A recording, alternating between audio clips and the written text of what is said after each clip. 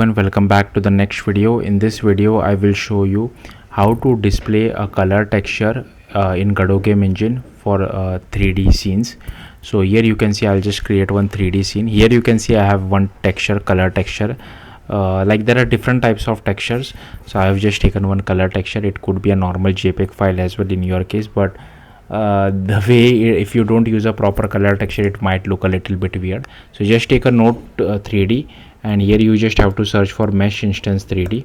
Okay, then you just have to select over here, and here you can just select box mesh or whatever you feel like is correct for you. Just click on it, scroll down,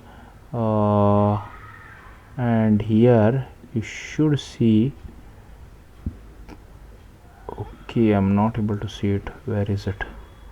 Yeah, material, new standard material 3D. Click on this material as well. Here you will see albedo. Just click over here, click on load, and here you will see color.jpg. I'll click on open, and here you can see color texture has been applied. I'll just do command S to save it. I'll click on save. If I run it, it won't be visible because we need to add a camera as well. As you can see, it is not visible, so I'll just come over here and I'll add a camera as well over here. And here you can see the camera. I can just move it, and here if you see on the right hand side it shows what the camera preview will be, so I can just rotate it like this as well if you want to see it. Okay, so yeah, I'll just do command S to save.